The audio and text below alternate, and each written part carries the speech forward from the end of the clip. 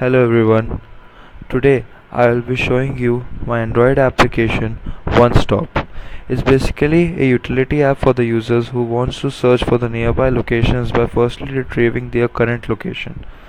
So as you can see, when I open my application, it asks me for enabling the GPS so I could retrieve my current location. It redirects me to this page for the settings. So when I open the location settings for my device, so it would retrieve my current location. As it has retrieved here, it also gives me the latitudes and the longitudes. It has been shown by the marker on the screen, as you can see here. Now if I want to search, let's say, for any of the category of the place, like what I mean by that, as you can see in the navigation draw, you are here with many of the categories, the basic categories I may say, that most of the users wants to search for in case of need, like it may be airport, ATM, bank, bus stand, doctor, hospital, movie theater, Hindu temple, restaurant. So as you can see, if I click on any of these, so what it does is that, like if I click on the restaurant, so it retrieves me all the restaurant within 10 kilometer radius from my current location and sets the markers onto the map, as you can see here. And you can also see the small icons below the markers, which tells me that this is the restaurant markers. So if I click on any one of these, it shows me the address of that place. Now if I click on this window, I'll be redirected to the details activity page. What it shows me the name, address, phone number, vicinity, website and international phone number, and also the rating. So it shows me the full details about that place. Now if I want to get the directions, so if I click on this button on that page, so here I am with the new maps activity, and here a polyline has been generated between the current location and the destination which I am searching for. So as you can see, in this case it is McDonald's. So the distance has been calculated between the two, and also the directions has been calculated, and a polyline has been generated. I could also save the location into my SQLite database in my device. If I, let's say, if I'm on my way to somewhere, so if I want to navigate to that place, so if I click on the navigate button, I'll be redirected to the Google's map page, and when I click on this navigation button, so it starts navigating me as it says here. Okay, it has told you to head east, and also tells me the time which I would take to reach there. So it fully navigates you, but you should be having an internet connectivity for enabling this feature. So if I go back, so here you are seeing the markers which have been set on the screen. Let's say take another example of bank here. So if I click on the bank, a number of markers have been generated on the map. Like what if I want to see them in the list? So as you can see on the right hand side of the screen below, you can see a floating button which has a list icon on it. So if I click on it, I would get all the list of all the banks here showing, because I had been inside the category of bank. So if I click on, let's say, State Bank of India, so as you can see, it has been loaded. So now it has been loaded, and it shows me the name, address, phone number, latitude, longitude, vicinity, website and international phone number. Here in this case there is no rating, so it shows me NA, which means not available. Now similarly, if I do get directions, so the same activity has been opened with a different, as you can see, with a different polyline generated between the two locations, because now the locations have been changed.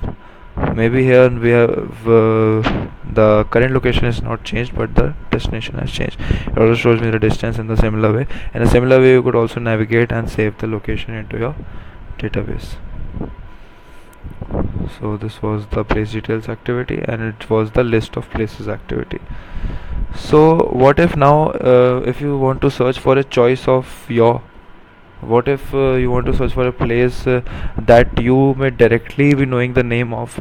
So for that, as you can see, the floating button in the middle, it shows me the search icon on it. If I click on it, it asks me for entering the location. If I click on it, so it redirects me to this page and asks me for searching a place. So let's say if I search for Elante Mall. As you can see, it already shows me a list of the places which I may be wanting to search for. As you can see on the second option, the Elante Mall Chandigarh, I wanted to search for that. So if I click on this, I'll be redirected to the maps activity, and here a marker is set for the same. If I click on the marker, I'll be redirected to the place details activity in a similar manner, and all the details about that place has been shown.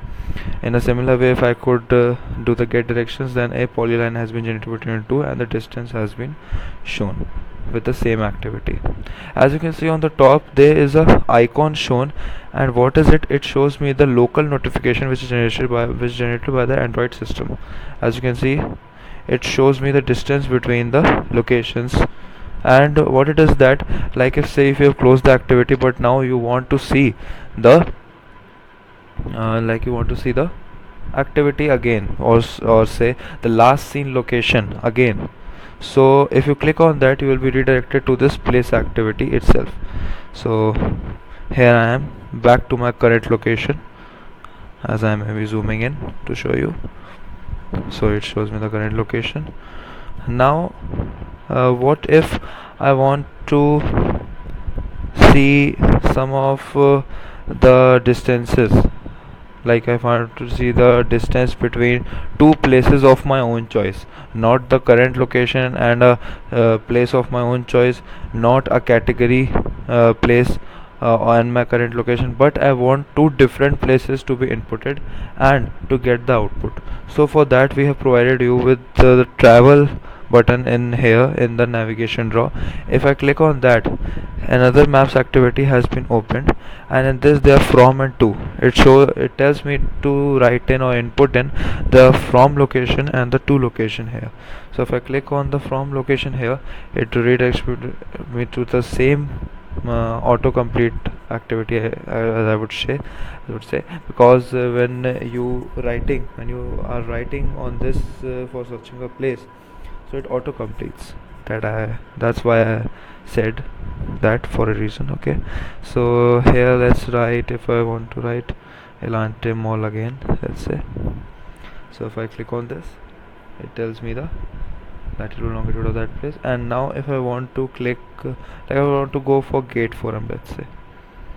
Okay, so Gate Forum Chandigarh. Now it shows me the option which I was searching for, so I will click the first option, and now to get the direction between the two, I will be clicking on the get directions button, and as you can see, a polyline has been generated between the two, the origin and the destination, and the distance has been calculated between the two.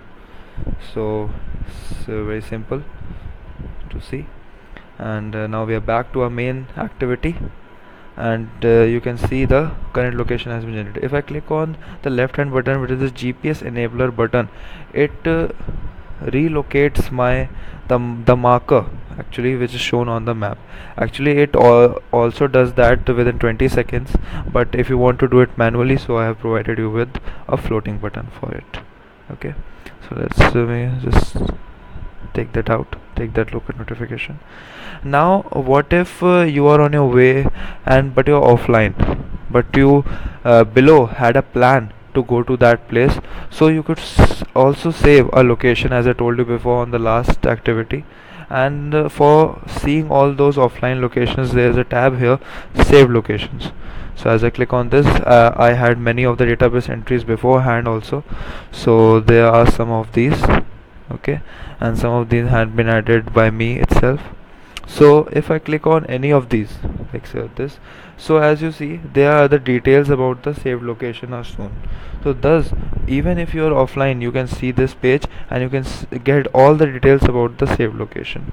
Now let's say if I want to delete it from my database, so if I click on the delete button here, so it will be deleted from my database. As you can see, it has been successfully deleted, and the message for the same has been generated by the system. So now the list has been reduced by one location, so it's fairly simple. Now it is, so everything has been told.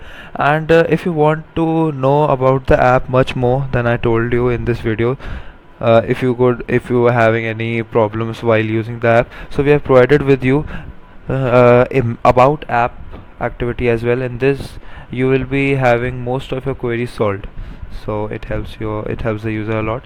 And here, and we have also an about us page which tells you about the developers of this app. It was Arpita Singh, Chandan Suri and Rohit Semwal. This Chandan Suri, of course, talking to you here. So this was the app. As I want to relocate the marker, I clicked on the GPS enabler button, as you saw. So I have shown you all the basic features of my app, and thus these are the main features which a person wants to use when he wants to search for the nearby location, or he wants to search for a location of his or her choice, may it be of any category, or if he wants to get the direction, or he wants to see the offline locations, and saving those locations as beforehand for making a plan. So it's a great app to use when you want to make a plan.